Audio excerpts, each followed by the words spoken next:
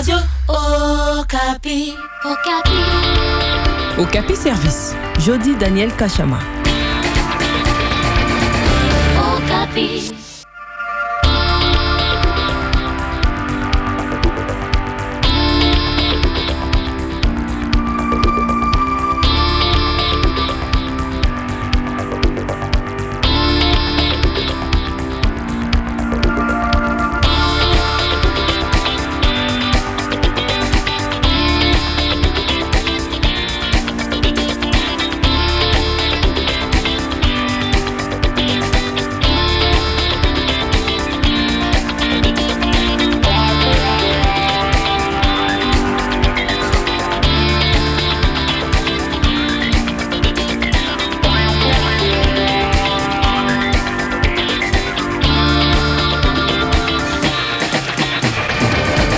Mesdames et messieurs, bienvenue dans cette deuxième partie de votre magazine de la vie au quotidien, Okapi Service. Comment promouvoir l'emploi, l'entrepreneuriat et la discipline financière. Ces questions étaient au centre de la 4e édition de la Kazi Job Conference, un salon de l'emploi et de l'entrepreneuriat des jeunes organisé du 4 au 6 juillet dernier à Lubumbashi par les consortiums Bismart, CFRP, le Centre de formation et de reconversion professionnelle, et les DFC Congo HCDIC. On en parle dans votre émission avec monsieur Alain Poutou-Mola, expert en ressources humaines et formateur au Centre de formation et de reconversion professionnelle. Alain Poutou, bonjour. Bonjour, messieurs les journalistes. Merci de votre invitation. C'est toujours un plaisir pour nous de venir prêcher la bonne nouvelle des reconversions professionnelles qui est devenue aujourd'hui le message du temps de la fin.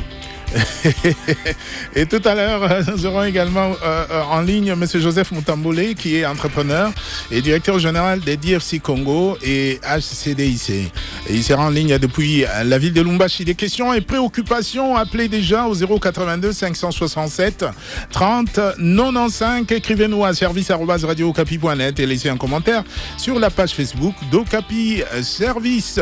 Patrick Yassongo à la mise en onde, David Moussangu et Esther Mamboté assure les lives sur les plateformes digitales de Radio Okapi. John Chibobois réalise cette émission au micro. Jody Daniel Kachama, bienvenue à tous.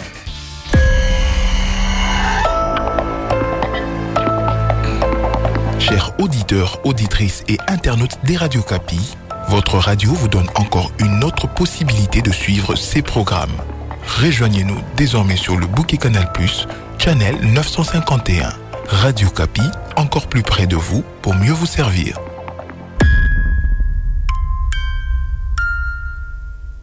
Et oui, bienvenue dans votre magazine de la vie au quotidien, Okapi Service. Le chômage et les sous-emplois massifs des jeunes en République démocratique du Congo constituent c'est une véritable bombe sociale. Des millions de diplômés produits par nos universités sont confrontés au chômage et ne savent plus à quel sein se vouer. Selon les statistiques, près de 88,6% de la population active survit dans les secteurs informels. Après les études, certains jeunes se lancent la plupart d'ailleurs, se lancent dans la débrouillardise pour survivre parce qu'il n'y a pas d'opportunité d'emploi. Par ailleurs, la culture entrepreneuriale et la discipline financière sont des notions que beaucoup d'entre eux ne maîtrisent pas, selon les experts. Alors, ces questions ont fait l'objet de la 4e édition de la Kazi Job Conference, un salon de l'emploi et de l'entrepreneuriat des jeunes organisé du 4 au 6 juillet dernier à Lubumbashi par les consortiums Bismart, DFC Congo et le Centre de formation et de reconversion professionnelle. Nous recevons aujourd'hui M. Alain Poutou-Mola, qui est expert en ressources humaines et formateur au Centre de formation et de reconversion professionnelle, pour en savoir un peu plus. M. Alain, ravi de vous avoir encore une fois aujourd'hui dans ces studios. Alors, l'emploi, l'entrepreneuriat, la discipline financière, c'est des questions épineuses et importantes dans notre pays aujourd'hui. Laissez-moi, monsieur le journaliste, jeter d'abord des fleurs à son Excellence, le président de la République, Félix Antoine Tshilombo. Vous savez, j'ai suivi le chef de l'État à 2 reprises lors de l'ouverture de la table ronde de l'emploi et de l'entrepreneuriat des jeunes. Oui. Je l'ai encore suivi récemment ici lors de son discours du 30 juin. Avec le lancement du programme présidentiel des Debout Jeunes Congolais. Tout à fait. J'ai dit que c'est vraiment quelqu'un qui est en train de nous motiver dans le travail qu'on est en train de faire. Parce que j'ai pris le temps vraiment de le suivre attentivement. J'ai compris. Lors du lancement des États généraux de l'entrepreneuriat et de l'emploi des jeunes, le chef de l'État de lui-même est revenu sur ce que nous prêchons ici tous les jours, l'inadéquation qu'il y a entre la formation et l'emploi. Donc, le chef de l'État tient à tout prix à ce que le taux du chômage au pays soit réduit. Et il a touché, au fait, les causes du chômage en République démocratique du Congo. Donc, aujourd'hui, l'emploi, l'entrepreneuriat, sont des outils qui préoccupent, en fait, toute la population. Et la formation professionnelle. Et la formation professionnelle. Donc voilà, l'emploi, la formation professionnelle, l'entrepreneuriat. Donc ça, ce sont les axes stratégiques. Et c'est comme ça que l'autre fois, sur ces mêmes studios, nous avons dit que nous avons pris l'option de devenir ambassadeur volontaire du chef de l'État en matière de reconversion professionnelle, l'entrepreneuriat et l'emploi. Pourquoi ? Parce que nous avons une expertise significative dans ces domaines. Donc ça ne sert à rien de dire tout le temps le taux du chômage au Congo est à 98% ou à 92%. Non, mais il faut comprendre les causes. Nous vous avons dit, messieurs les journalistes, la première cause du chômage au pays, c'est cette inadéquation qu'il y a entre la formation et l'emploi. C'est-à-dire, ceux qui forment n'interrogent pas ceux qui recrutent pour s'assurer que les besoins du marché de l'emploi correspondent à la formation organisée. C'est-à-dire, on a des filières dans notre système éducatif qui ne cadrent plus avec la réalité réelle du marché de l'emploi. C'est-à-dire ce sont des filières qu'on a héritées de la colonisation alors que le marché de l'emploi a évolué. Deuxième élément, ceux qui cherchent de l'emploi, la plupart focalisent leur recherche d'emploi qu'à des postes qui correspondent aux études faites. Du moment où vous avez un diplôme universitaire qui ne cadre pas avec les besoins du marché de l'emploi, et vous, lorsque vous devez chercher de l'emploi, vous focalisez vos efforts, vous focalisez votre recherche qu'à des postes en rapport avec les études faites, alors que ces études-là n'ont rien à voir avec les besoins réels du marché de l'emploi. La troisième cause, nous avons dit ceci, beaucoup de ceux qui cherchent de l'emploi ne savent pas comment chercher et trouver de l'emploi. C'est-à-dire, les techniques de la recherche d'emploi, en fait, ne sont pas enseignées à l'université. C'est tout à fait normal. Pourquoi ? Parce que la vocation de l'université, ce n'est pas de former un opérationnel, un exécutant. L'université donne une formation globale, une formation générale et généralisée pour former l'élite, quelqu'un à qui on dote des compétences conceptuelles, des compétences de réflexion. Mais lorsque vous devez aller chercher de l'emploi, vous avez besoin des outils pour chercher de l'emploi, notamment comment chercher de l'emploi, les techniques, comment analyser une offre d'emploi, comment passer l'entretien d'embauche, comment rédiger un CV conforme à l'offre pour laquelle vous postulez. Et il y a aussi la rédaction de la lettre de motivation que beaucoup confondent à la demande d'emploi. Donc ces outils-là ne sont pas enseignés à l'université alors que ça fait partie des outils de recherche d'emploi. Un autre élément ou une autre cause, c'est le fait que beaucoup de gens qui cherchent de l'emploi n'ont pas une valeur ajoutée à leur qualification. Si vous demandez à un jeune qui sort fraîchement de l'université, s'il doit chercher de l'emploi, vous lui demandez son CV, qu'est-ce que vous allez trouver dedans ? Vous trouverez que son identité, les études faites, un ou deux stages peut-être qu'il a effectués et les langues parlées. Alors qu'on devrait avoir ce qu'on appelle la valeur ajoutée à la qualification. C'est-à-dire quoi ? Au-delà de votre diplôme universitaire, que ce soit les graduats, la licence, les masters, mais vous devez avoir des formations certifiantes en rapport avec l'offre pour laquelle vous postulez ou en rapport avec les profils recherchés. Mais malheureusement, ceux qui cherchent de l'emploi n'ont pas des compétences connexes à leur diplôme universitaire. Par exemple, comment pouvez-vous imaginer, messieurs les journalistes, qu'un chercheur d'emploi puisse aller vers le marché de l'emploi, mais lui n'a pas fait la formation en informatique. Il ne sait pas utiliser l'ordinateur, mais c'est quelqu'un qui cherche de l'emploi. C'est ainsi que nous avons dit, il y a la différence entre un chercheur d'emploi et un demandeur d'emploi. Donc, vous ne pouvez pas dire que vous êtes un chercheur d'emploi alors que votre profil ne cadre pas avec les profils recherchés par les recruteurs. Alors, c'est ainsi que, pour venir à votre question, nous, maintenant, qu'est-ce que nous avons dit? Puisque tout le monde ne peut pas être président de la République, tout le monde ne peut pas être ministre, tout le monde ne peut pas être mandataire. Nous avons lu la Constitution qui nous donne, nous, les droits, en tant que Congolais, d'aider la nation avec notre expertise. C'est ainsi que, pour soutenir les actions du chef de l'État dans les volets emploi, et entrepreneuriat et formation professionnelle, parce que nous en avons l'expertise technique, nous avons mis en place un consortium entre DFCC, Bismart et les centres de formation et de reconversion professionnelle. Alors, ce consortium-là vise principalement quoi? C'est-à-dire, nous avons pris l'engagement de soutenir l'ONEM, qui est l'Office national de l'emploi, parce qu'il y a des gens qui pensent que l'ONEM ne travaille pas. Non, l'ONEM travaille. Messieurs les journalistes, moi, j'ai connu cette institution, j'ai commencé à m'intéresser de l'ONEM depuis 2010. Mais je peux vous rassurer, je ne suis pas le porte-parole de l'actuel DG de l'ONEM, mais moi, je suis un technicien, une personne objective. Depuis l'arrivée du nouveau DG de l'ONEM, Maître Fano, à la tête de l'ONEM, messieurs les journalistes, je sens que l'homme tient à tout prix. D'ailleurs, des réformes qu'il a apportées. Beaucoup de choses ont changé. Oui, non, mais ça, c'est un technicien. Je vous dis que c'est un manager professionnel à la tête de l'ONEM. Et c'est pour cela que ce consortium aussi a pris la décision de soutenir les DG de l'ONEM avec les réformes qu'il est en train d'apporter à l'ONEM. Par rapport à l'emploi des jeunes. Tout à fait, ça c'est important. Alors, qu'est-ce qu'on a fait? Un instant, je reviens, le temps d'accueillir M. Joseph Mutamboulé. Bonjour. Bonjour, monsieur le journaliste. Vous êtes entrepreneur et directeur général de DFC Congo et HCDIC. Vous avez organisé tout récemment la Kasi Job Conference à Lubumbashi du 4 au 6 juillet dernier. Alors, dites-nous, pourquoi avoir choisi cette thématique, l'emploi, l'entrepreneuriat et la discipline financière? Je pense que les trois thématiques marchent de pair. Un chercheur d'emploi a besoin d'économiser et d'avoir une discipline financière lorsqu'il aura l'emploi, parce qu'il doit savoir gérer son argent. C'est lui aussi qui entreprend a aussi besoin de pouvoir être discipliné, de savoir comment gérer, sinon il tombera faillite.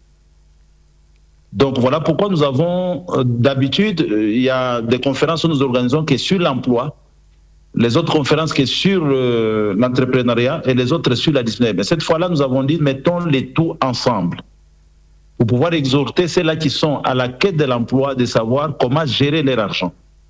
Et je peux vous dire que ça a été un succès extraordinaire, surtout au troisième jour où nous avons mis les trois panels à part, le panel emploi, le panel entrepreneuriat, le panel discipline financière, et après nous les avons mis ensemble. Et ça a été un succès extraordinaire. Et nous avons été très bien inspirés. Et les contacts que nous avons et les regrets de ceux-là qui se sont déjà lancés dans l'entrepreneuriat, ceux-là qui se sont déjà lancés dans l'achat de l'emploi, étaient des regrets fondés. Parce qu'ils ont dit qu'ils étaient dans l'obscurité. Et là, c'est une lumière qui est arrivée. Et cette fois-là, ils peuvent très bien reculer pour mieux sauter. Voilà, on peut dire que les 3 jours, le programme était intéressant. Quelles sont les activités qui ont été organisées? Et si vous pouvez nous rappeler pendant ces 3 jours de conférence. Allô? Je pense qu'on l'a perdu et on va le rappeler. Monsieur Alain Poutou. Oui, alors, je disais que nous avons mis en place ces consortiums pour organiser, en fait, une série d'activités. Et nos activités sont des activités qui viennent en appui aux efforts, à la vision du chef de l'État. Alors, nous allons les organiser dans les 26 provinces de la République démocratique du Congo. Vous l'avez d'ailleurs annoncé dernièrement. Voilà, nous ici. avons ciblé les 26 chefs-lieux de nos provinces de la RDC. Nous organisons des job conférences, c'est-à-dire salons de l'emploi, de l'entrepreneuriat et de l'insertion professionnelle. Alors, quels sont les objectifs que nous visons dans cela? Je prends d'abord plus le volet emploi et insertion professionnelle. Le premier objectif, c'est de mettre les chercheurs d'emploi en contact direct avec les entreprises, avec les recruteurs, au travers de leurs responsables des ressources humaines. Pour que les entreprises arrivent à expliquer aux chercheurs d'emploi quelles sont les postes pour lesquels elles recrutent. Que les chercheurs d'emploi soient déjà en contact avec les marchés de l'emploi. Ça, c'est important. Deuxième objectif, c'est identifier les métiers qui recrutent le plus souvent, c'est-à-dire les profils le plus recherchés. C'est que nous avons appelé enquête métier. On doit d'abord savoir les postes disponibles, que les responsables des ressources humaines doivent communiquer aux chercheurs d'emploi qui sont dans la salle, mais aussi quels sont les postes qui reviennent souvent, c'est-à-dire les métiers les plus recherchés. On fait l'enquête métier. Troisième objectif, c'est de former les chercheurs d'emploi sur les techniques de la recherche d'emploi et la vente des compétences professionnelles. Une personne qui se dit chercheur d'emploi, mais qui ne sait pas comment se vendre sur le marché de l'emploi, parce qu'on est dans un marché de plus en plus compétitif. Donc, c'est important de former les chercheurs d'emploi sur les techniques de recherche d'emploi, c'est-à-dire comment analyser l'offre, comment contourner les années d'expérience que les recruteurs exigent dans les offres d'emploi. Parce que si vous regardez les offres d'emploi, monsieur le journaliste, 9 offres sur 10, on exige toujours 2 à 5 ans d'expérience, voire même 10 ans. Oui. Maintenant, ceux qui cherchent de l'emploi, qui n'ont pas encore d'expérience professionnelle, quand ils se retrouvent face à une telle exigence, du coup, ils font l'auto-exclusion. C'est-à-dire la personne s'élimine d'elle-même disant que je ne corresponds pas au profil ou je n'ai pas d'expérience. Alors que personne n'est né avec l'expérience professionnelle. Même vous, les années d'expérience que vous avez aujourd'hui, il y avait un jour où vous avez commencé sans expérience. Peut-être vous avez commencé comme stagiaire académique, après stagiaire professionnel, jusqu'à ce que vous avez acquis de l'expérience que vous avez. Alors, dans ces activités, nous apprenons aux chercheurs d'emploi comment contourner les années d'expérience exigées par les recruteurs en s'appuyant sur des compétences techniques et les qualités que la personne dispose. Après, il y a la formation des chercheurs d'emploi sur la conversion et la reconversion professionnelle. Là, nous insistons. Pourquoi? Parce que vous avez fini en communication, mais vous ne trouvez pas des offres d'emploi ou des opportunités en rapport avec votre diplôme en communication. Oui. Les opportunités sont en logistique, sont en suivi-évaluation, sont dans l'élaboration de projets. On cherche des gestionnaires de projets, des spécialistes en passation des marchés, des contrôleurs internes, des assistants administratifs, des caissiers, des comptables ou des chargés des ressources humaines. Pourquoi vous devez vous accrocher à vos études faites? Monsieur Alain, quel message vous avez apporté aux jeunes de Lubumbashi au cours de cette conférence, Quasi Job Conférence? Alors, à ces jeunes-là, nous les avons appris les 7 étapes ou les 7 techniques pour chercher et trouver de l'emploi. Ça, c'était vraiment enrichissant. Deuxième message, c'est la rédaction du nouveau modèle du CV. Parce que beaucoup de gens n'ont pas appris le nouveau modèle de CV qu'on appelle les CV détaillés et actualisés, qui doit avoir 10 rubriques, c'est-à-dire la 10e, ce sont les 3 personnes de référence. Il y a la lettre de motivation avec les 5 paragraphes, parce que beaucoup confondent cela à la demande d'emploi. Nous les avons aussi appris les techniques pour passer l'entretien d'embauche. Ils ont aussi appris la stratégie pour contourner les années d'expérience. Nous avons mis l'accent sur l'importance des formations certifiantes à compétences métiers, mais à vocation non académique. En fait, ces formations viennent en renfort au système éducatif qui est obsolète, qui ne cadre plus pour certaines filières avec la réalité réelle du marché de l'emploi ou les exigences du terrain. Donc, c'était vraiment un séminaire enrichissant et les participants eux-mêmes ont demandé à ce qu'on puisse faire une autre édition parce que les gens ont appris cela en retard. Ils ont dit, mais vous n'avez pas communiqué assez alors que c'était un séminaire, une activité indispensable. Parce que souvent, quand vous nous invitez ici, à la radio Okapi par exemple, pour prêcher la bonne nouvelle de la reconversion professionnelle, on court derrière les temps. On a 30 minutes, on a 40 minutes, on ne sait pas expliquer aux gens, par exemple, comment écrire les CV. Parce que d'abord, ces gens-là ne nous voient pas. Oui. Donc, avec les activités comme ça qu'on a décidé de commencer à organiser, les marathons de l'emploi, les job conférences, si on est dans la zone linguistique swahiliphone, nous appelons ça quasi job conférence. Oui. Alors, ce sont des activités importantes. Donc, nous, volontairement, nous avons décidé, sans un appui du gouvernement, sans un appui d'un politicien, nous avons pris l'engagement d'aider les pays. Nous avons pris l'engagement de soutenir les chefs de l'État parce que nous supposons aujourd'hui que nous sommes les ambassadeurs volontaires du chef de l'État en matière de reconversion professionnelle, entrepreneuriat et formation métier. D'accord, on va accueillir les auditeurs. Monsieur Bassokwamba Gentil, vous êtes à Kananga et Maître Omar Kigalou à Kinshasa. Monsieur Bassokwamba, bonjour. Bonjour, monsieur Jody. Bonjour à toute l'équipe de la radio Capi, la radio de la paix. Bonjour à nos invités ainsi qu'à tous les auditeurs qui nous suivent à travers la République. Monsieur Jody, avant de revenir au thème du jour, s'il vous plaît, monsieur Jody, permettez-moi de lancer un cri du cœur au nom des enseignants des 5 territoires de la province du Kata central. Sauf que je suis hors sujet, mais je vous demande aussi, vraiment, s'il vous plaît. Non, si vous êtes hors sujet, merci de garder le sujet là. Vous allez nous le communiquer. On va aborder une autre émission par rapport aux enseignants. Revenons au sujet du jour. Allons-y rapidement. Qu'est-ce que vous avez à nous dire? Oui, je proposais, ce n'est que par là, je proposais 4 questions vraiment, mais je vous demanderai vraiment de vous annoncer aussi cela après tout ça. Vraiment, la première question, comment promouvoir la discipline financière si l'État ne garantit pas les paiements réguliers des salaires de certains de ses agents, notamment les enseignants des territoires? Deuxième question, quelles actions concrètes le gouvernement compte-t-il mettre en place pour créer des emplois stables et durables pour les milliers de jeunes diplômés qui restent sans travail après leurs études?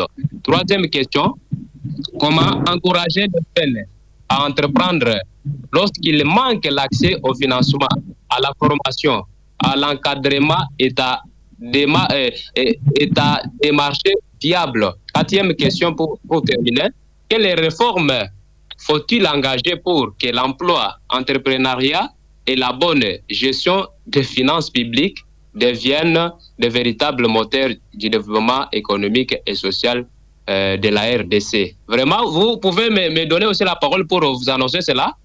Oui, qu'est-ce que vous avez à nous annoncer par rapport aux enseignants? Oui. Aujourd'hui, nous sommes les 10 juillet et les salaires des mois de mai et de juin ne sont toujours pas payés aux enseignants des territoires desservis par Cartas Luebo, Cartas Kananga et Cartas Luisa. Certains opérateurs IFOD, anciens opérateurs IFOD. Merci beaucoup, on a compris. Merci beaucoup. Maître Omar Kigalou, vous êtes à Kinshasa, bonjour. Bonjour, monsieur Jody, et bonjour à l'invité. Bien, nous parlons de l'emploi, l'entrepreneuriat et la discipline financière. On vous écoute. Merci beaucoup, monsieur Jody, du verbe que vous m'adjudiez. Dès le liminaire de mon propos, je souhaite bonne fête professionnelle à tous les avocats du Congo. Aujourd'hui, c'est le 58e anniversaire du barreau congolais.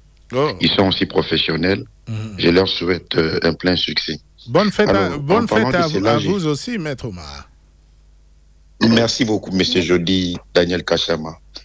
Alors, j'ai dit merci à M. Alain Poutou. Moi, je l'ai toujours dit, j'ai fait toujours mienne la pensée de Kizerbo qui disait « L'intellectuel n'est pas celui qui parle plusieurs langues, qui a plusieurs... » Allô? Allô, monsieur Maître Omar? Je pense qu'il y a des soucis avec sa ligne. Peut-être que vous pouvez bouger un tout petit peu et la liaison sera rétablie. Entre-temps, on va accueillir M. Joseph Mutamboulé. Et nombreux échouent lorsqu'ils entreprennent parce qu'ils n'en tiennent pas compte. Oui, mais... Alors, en parlant de l'étude du marché, je voudrais... Allô? Oui, on n'a pas saisi une bonne partie de vos propos parce que vous n'étiez plus en ligne. Allez-y. Maintenant, oui. Je disais donc, il y a un aspect important que l'invité n'a pas soulevé. Lorsqu'on veut entreprendre, il faut faire l'étude du marché. Moi, je pense que c'est l'étape préalable. En parlant de l'étude du marché, j'ai fait allusion ici aux 5 P du marketing. Premier P ou première lettre P, c'est les produits. On veut entreprendre, quel produit va-t-on présenter? Deuxième P, c'est les prix. Quel prix doit-on fixer? Allô? Décidément, aujourd'hui, il y a des soucis avec la ligne de Maître Omar. Nous parlons de la promotion de l'emploi, l'entrepreneuriat et la discipline financière.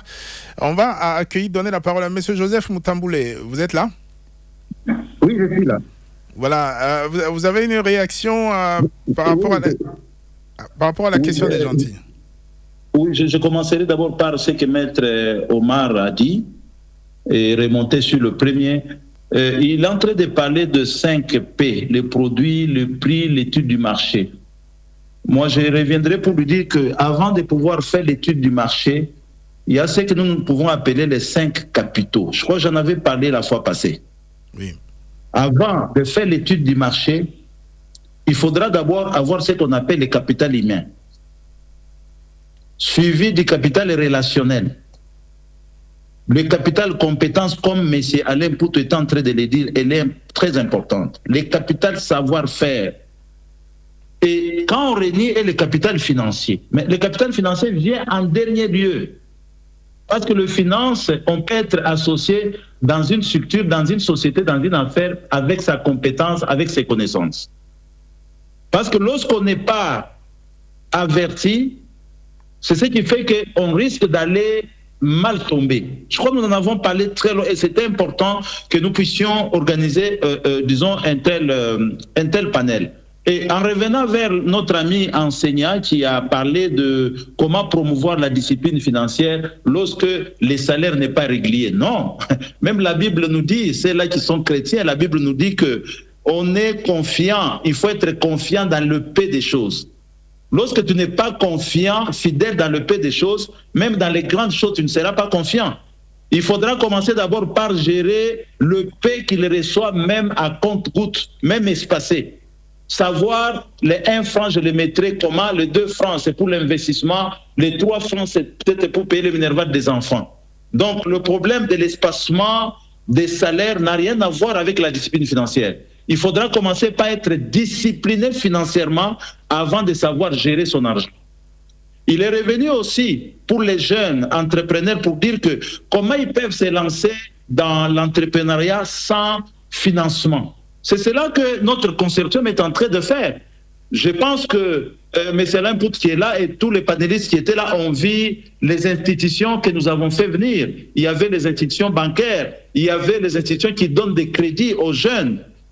Le problème, c'est que c'est l'ignorance. Il y a beaucoup d'ignorance. Les jeunes se plaignent, les personnes se plaignent, ils restent dans leur coin. Ils ne vont pas aller vers ces gens-là qui sont en train de donner des financements. Donc, aujourd'hui, je peux dire qu'en réunissant les 4 capitaux, les 5 capitaux que je viens de réunir ici, on peut entreprendre sans finance. J'avais donné l'exemple la fois passée. Si je peux le répéter dans 1 minute, j'avais dit que, vous imaginez, une personne qui a identifié un vendeur de pain, mais cette personne n'avait pas d'argent. Il est allé vers ces vendeurs de pain. Il lui a dit, mais écoute, moi je peux aller livrer le pain, je vois les gens venir acheter le pain tout le temps, mais moi je suis prêt. Il est allé vers les gens qui achetaient le pain, et il s'est fait comme ça plus de 200 personnes, sans argent. Mais il est allé vers l'autre côté et il avait une commission auprès de celui qui vendait le pain. Et celui à qui il livrait le pain lui avait donné aussi la commission. Qu'est-ce qui lui a motivé? Il n'avait pas d'argent, mais il avait le savoir-faire, il avait les capitaux relationnels, il avait les compétences qu'il faut et il a utilisé les relations humaines pour pouvoir atteindre l'objectif. Je pense que nous devons arrêter cette stratégie-là ou bien les plaintes pour dire que pour que je puisse entreprendre, il me faut tout. Bien sûr que l'argent est important pour avoir une société, mais cela vient avec le temps. Il faudrait commencer d'abord par être préparé. Voilà un tout petit peu ce que je peux répondre par rapport aux 2 préoccupations. Je sais qu'il a parlé le problème des diplômés d'État. Je pense que dans les discours du président de la République, dernièrement au lancement, et le ministre, ils ont parlé, ils ont encouragé les jeunes à pouvoir entreprendre et être employés pendant qu'ils sont étudiants. Pendant qu'ils étudient. Oui. Je pense que cela est un peu facile. Et pendant la Quasi Job conférence, à la fin de ces 3 journées, quelles étaient les réactions des participants, des jeunes? Je vous assure que jusqu'à aujourd'hui, nous recevons des personnes qui viennent et qui nous contactent pour que nous organisons un autre Quasi Job, même dans 1 semaine. Et je peux vous dire que même les institutions que nous avions invitées sont revenues hier, la plupart, pour nous dire que nous participons dans les conférences, mais cette conférence a été à la hauteur. Parce que la matière qui était abordée était une matière très importante. Ils ont même regretté de ne nous avoir pas accompagnés. Mais ils ont voulu d'abord venir, suivre et après, Et il nous demande de pouvoir organiser très rapidement une deuxième, disons, la deuxième conférence. Voilà, M. Alain. Les réactions sont positives. Les réactions sont positives et M. Alain a annoncé que le consortium va circuler dans toutes les 26 provinces pour apporter le message de la reconversion professionnelle, la promotion de l'emploi et de la discipline financière. On va accueillir d'autres auditeurs. Éminent Mwanda depuis Bukavu et Achille Kassongo est à Manono. Éminent, bonjour. Bonjour, M. Jody. Actuellement, je suis à Kalemi. Bon, je suis très heureux de cette émission parce que c'est une émission qui nous enseigne tous. Je vais d'abord commencer par des questions pour donner quelques recommandations.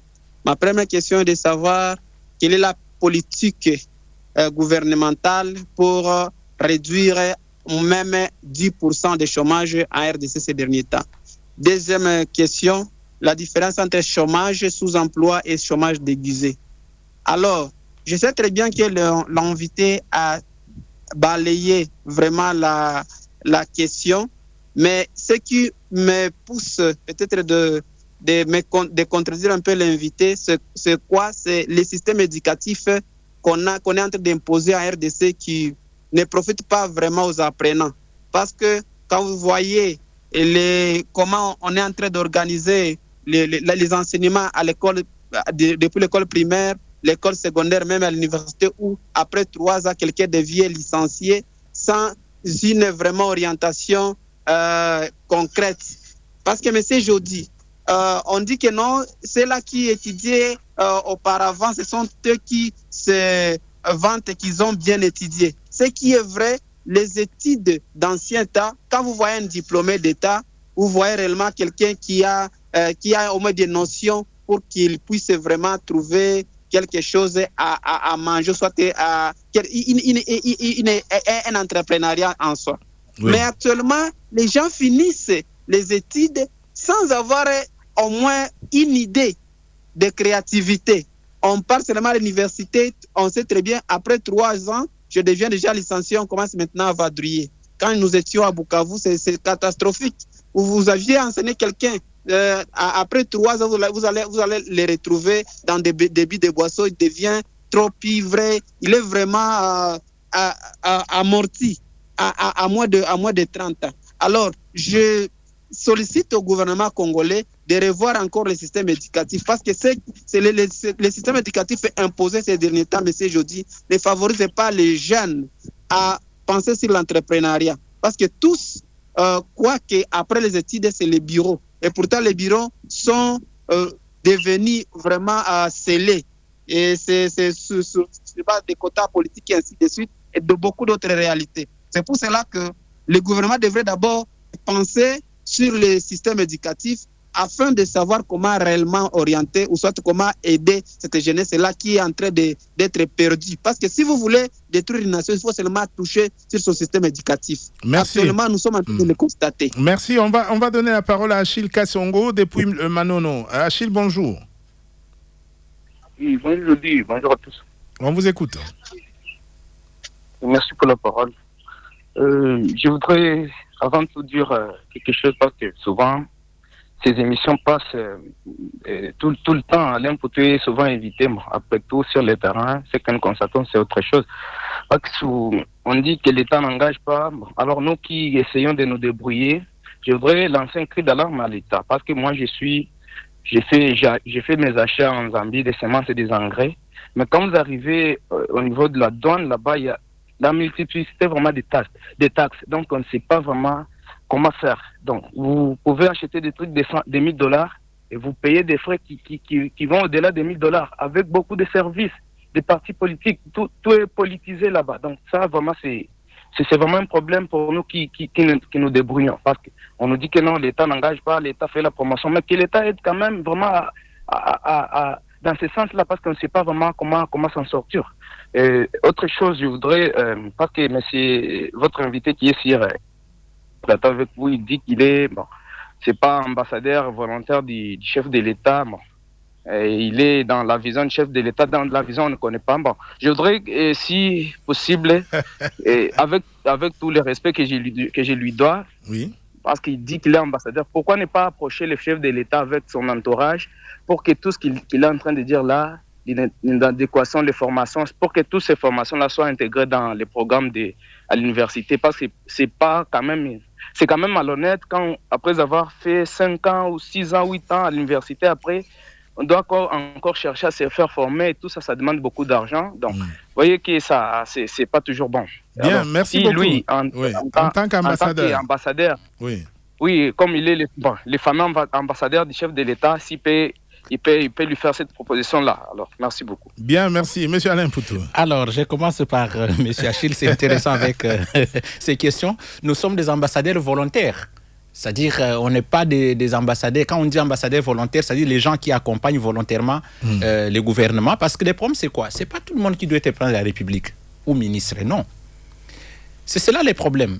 Et d'ailleurs, même quand vous êtes dans un endroit où vous avez la décision, vous ne serez plus efficace. On est très efficace quand on est à l'extérieur.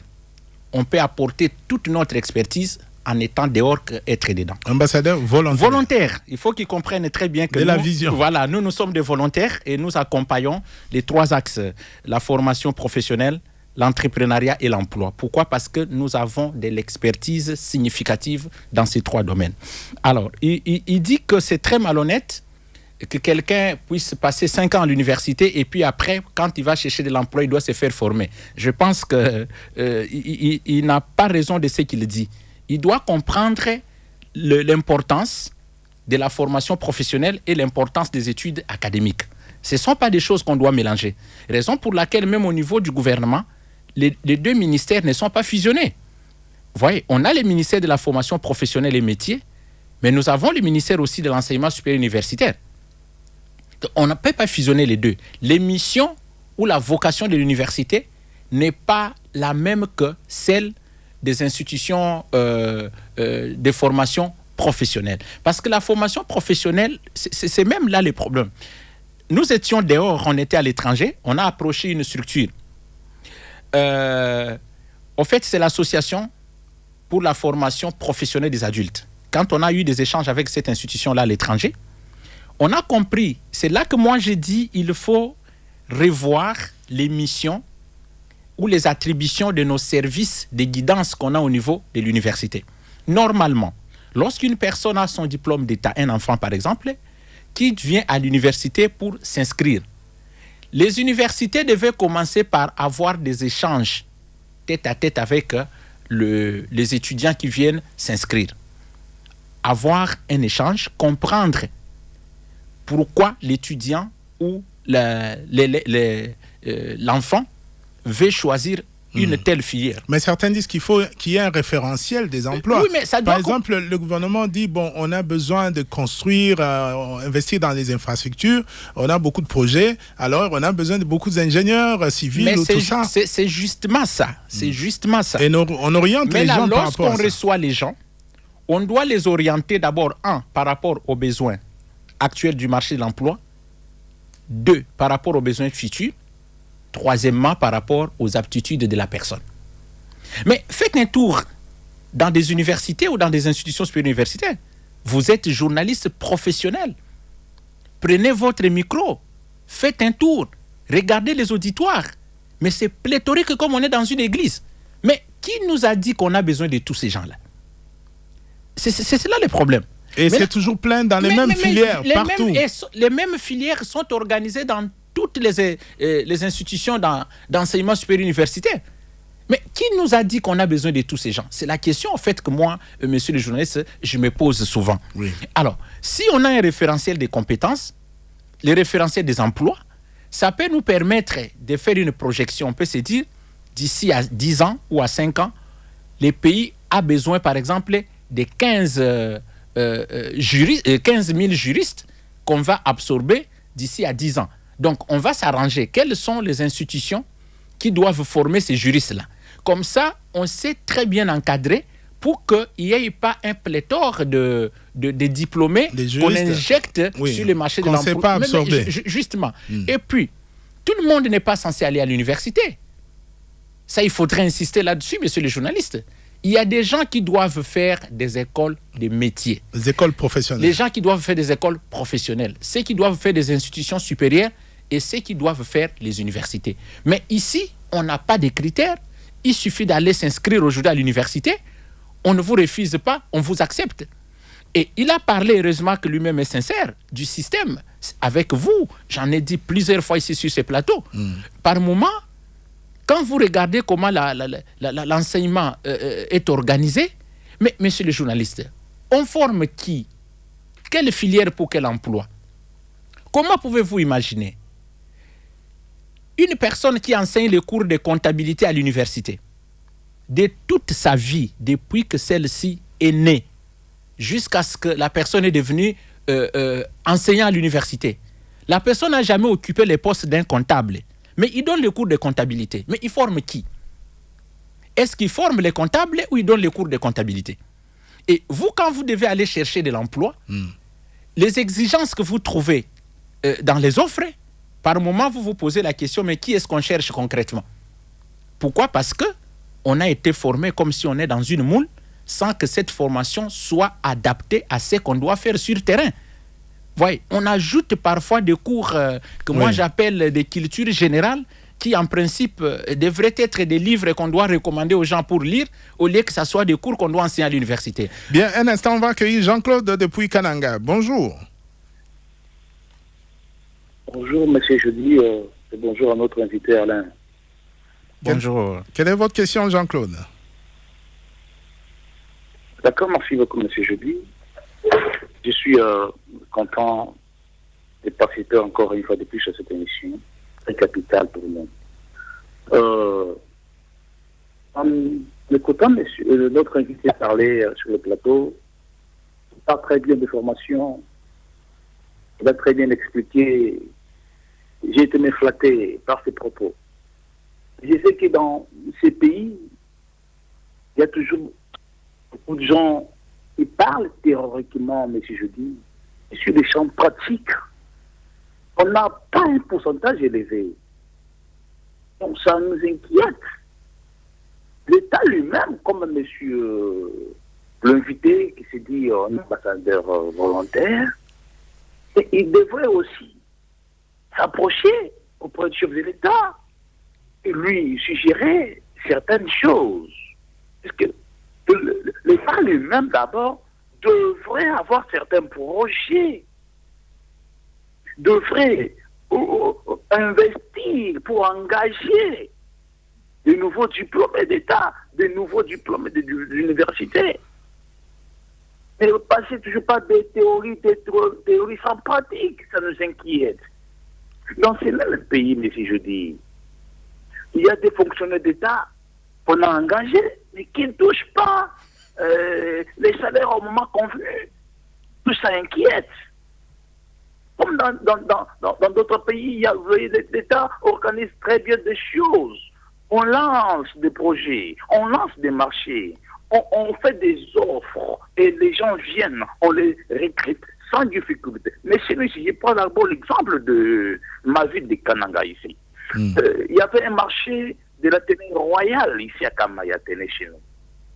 Mais on a amené les gens de Kinshasa, les architectes de Bandundu, on a laissé les architectes qui sont sur place à leur triste sort. À leur triste sort, je dis. Et pourquoi on les a pas pris? On les a quel pays? Pourquoi on les a pas pris? Parce qu'ils étaient moins qualifiés que les autres? On disait qu'à Kananga, on ne forme pas, il n'y a que des gens de Bandundu, de Kinshasa, et qui sont bien formés. On a pris ces gens-là, et bon. Et maintenant, les architectes d'ici étaient mécontents, et c'était des problèmes sérieux. Et vous voyez ce qui se passe, messieurs. C'est un problème. Merci beaucoup. Merci beaucoup. On va accueillir Jean-Claude. Non, c'était plutôt Jean-Claude qui était là. Jean-Arthur, vous êtes là depuis Kinshasa. Bonjour. Bonjour, monsieur Jody. Bonjour aussi à l'invité, l'ambassadeur du chef de l'État. Je vais demander quelques conseils. Oui. Je vais demander quelques conseils à l'ambassadeur. Volontaire. Moi, j'ai fait le commercial. J'ai fait aussi la télécommunication et gestion des réseaux. mais maintenant je vais faire la reconversion professionnelle, être politicien. Qu'est-ce qu'il peut me conseiller puisque... Vous voulez passer de quel secteur à la politique? Vous êtes dans quel secteur? Il a fait télécom, il a fait commercial. Maintenant, il veut se reconvertir, en politicien.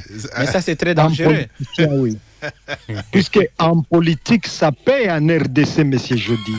Tout ce qu'on a sont comme commercial, gestion des télécommunications, ça ne paye pas, il n'y a pas de rentabilité. Mais maintenant, comment faire pour être reconverti en politique pour gagner plus d'argent et puis voyager partout dans le monde, construire des maisons, envoyer les enfants en Europe pour aller étudier? C'est ça ma question. Merci. Monsieur Joseph Moutamboulé, vous avez la parole. J'ai la parole, je voudrais un tout petit peu plaider. Mais voilà le travail que nous faisons. Monsieur Alain Poutou n'est pas membre du gouvernement. Mais Alain Poutou n'est pas un ambassadeur nommé par une ordonnance, du moins non plus nous-mêmes.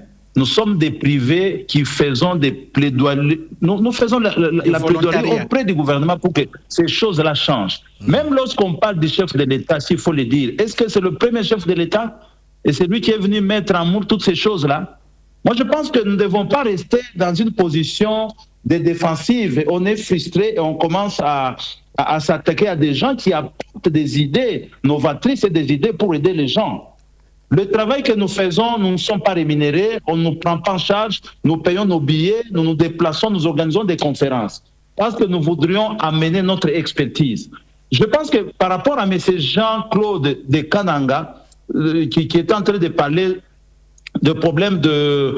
Disons qu'il n'y a pas de réalité, il n'y a pas ceci, il n'y a pas cela. Non, nous ne pouvons pas rester dans la position où nous nous plaignons tout le temps. Je vais donner mon exemple par rapport à l'entrepreneuriat. Oui. J'ai fait le même séance commerciale comme le dernier monsieur Jean-Arthur, à l'IEC. Quand j'ai fini, qu'est-ce que j'ai fait? J'ai commencé déjà avant même d'avoir mon diplôme de vente de pain. J'étais un vendeur de pain au campus à l'université de Lubumbashi. J'étais un vendeur des journaux à la criée sur le boulevard du 30 juin. Mais aujourd'hui, je suis responsable de 2 entreprises. J'ai envoyé mes enfants étudier à l'étranger et je n'ai pas eu les subsistances ni l'appui de qui que ce soit. Je pense que l'état de pauvreté est d'abord un problème mental, un problème de vision. Il faudrait déjà commencer d'abord par refuser d'être pauvre parce que chacun de nous a des dons, chacun de nous a des talents qui peuvent transformer en argent. Oui. Mais quand vous prenez celui qui se plaint, celui qui est en train de dire la multiplicité des taxes, à Kasumbalé, quel est ce pays qui peut fonctionner sans taxes? C'est vrai que nous ne pouvons pas encourager ce qui se passe. Ayez peut-être l'opportunité de sortir, aller aussi à l'étranger, voir ce qui se passe. Quelqu'un qui est payé n'a pas moins, on ne lui retire pas moins de 30% de taxes dans son salaire. C'est des taxes qui font fonctionner le pays. Je pense que nous devons nous cultiver de pouvoir refuser cette histoire de la gratuité. Toi, tu paies là, tu achètes, tu viens, tu vends. Mais l'État qui entretient tout ça, tu ne sais pas rétrocéder, ne fût-ce qu'une dividende ou un pourcentage dans les caisses de l'État. Non, ne nous habituons pas à la gratuité. Ne pensons pas qu'à l'extérieur du pays, dans d'autres pays, tout est rose. Allez regarder les statistiques. Le pourcentage de chômage à travers le monde, ce n'est pas seulement au Congo. Je pense que nous sommes en état de guerre, nous ne défendons pas quoi que ce soit, nous ne sommes pas membres du gouvernement, mais je pense qu'il y a quand même des peu d'efforts qui sont fournis que nous pouvons soutenir et rester, au lieu de rester en train de critiquer. Nous devons nous lancer à l'eau. Si tu veux être entrepreneur, monsieur le journaliste, je pense que je peux encourager nos bien-aimés, nos frères et nos amis qui sont en train de parler, de pouvoir aussi oser et de s'approcher auprès des institutions. Les crédits, on les donne et c'est réel. Le travail, il y en a, mais les gens ne sont pas équipés. Nous avons eu, par exemple, ici pour Job Cash, à peu près 400 personnes dans la salle. Mais c'est Alain Poutou, lorsqu'il a fini seulement la première séance, je vous assure que 90% de ces personnes, soit à peu près 380 personnes, ont dit mea culpa, que nous n'avons pas été préparés. Alors pour être préparé, il faudrait que l'université te prépare. Non, pas du tout. Et ces préparations se font parfois gratuitement, mais les gens ne viennent pas. Alors, donc n'attribuons pas toutes les forces à l'État, mais regardons-nous nous-mêmes aussi dans notre très propre yeux. Nous regardons très bien qu'ici nous sommes employables réellement. Bien, on va accueillir Elvis Londola de Kinshasa, Matete. Elvis, bonjour. Bonjour, je dis bonjour aussi à nos invités. Presque le temps est terminé. Je voulais seulement dire que c'est important de former les cadres et aussi de les équiper. Par exemple, vous allez vous retrouver qu'après les résultats ici, vous allez trouver qu'il y a du monde qui va encore il remplit encore de la ville de Kinshasa. Ici encore, il y a l'étouffement, il y a le chômage, il y a tout ça. Mais pourquoi? Parce que les gens sont toujours à la recherche de la meilleure vie. Alors que même dans la province, là, il y a la vie. Mais avec quel niveau? Les gens étudient, ils ont leur baccalauréat. Mais les capacités qu'ils ont, ils peuvent faire quoi?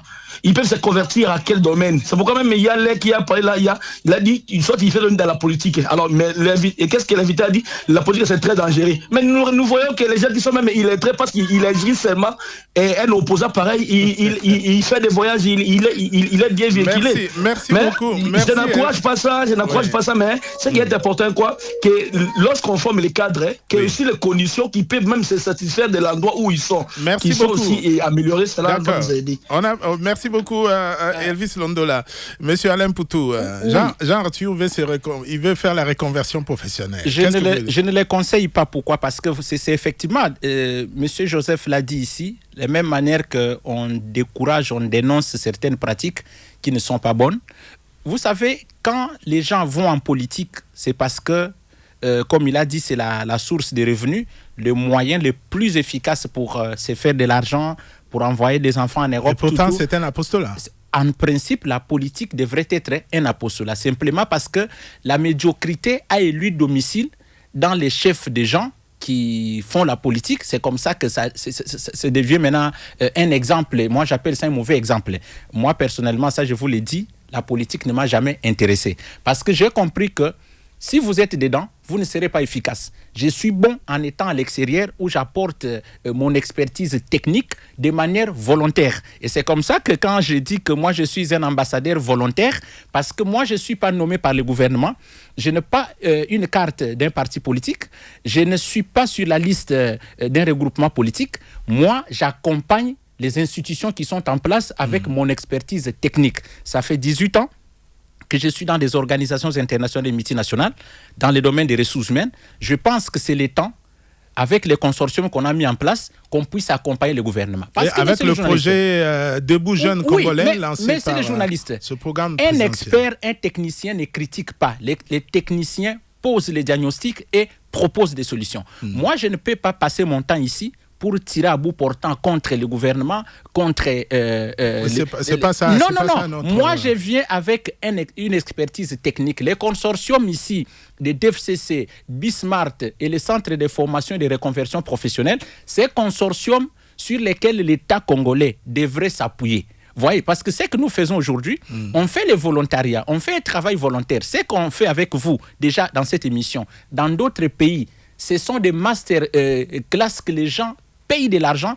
pour écouter de telles prédications. Mais nous les faisons volontairement parce qu'on aime les pays, on veut soutenir les pays. Donc, ce que nous pouvons dire, le gouvernement, les institutions, le parlementaire, toute personne animée de bonne volonté qui veut aussi apporter sa contribution pour que nous puissions réduire sensiblement les taux du chômage peut se joindre à nous et peut nous contacter au 082 53 90 016 082 53 90 016. Merci M. Alain Poutou-Mola, expert en ressources humaines et formateur au Centre de formation et de reconversion professionnelle. M. Joseph Mutamboulé, entrepreneur et directeur général des DFC Congo. Merci. C'est par ici que s'achève cette émission. Merci de l'avoir suivi. À la prochaine.